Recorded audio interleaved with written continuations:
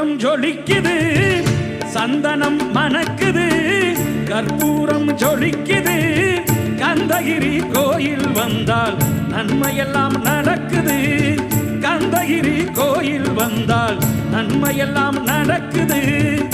சந்தனம் மணக்குது, கற்பூரம் ஜொலிக்குது.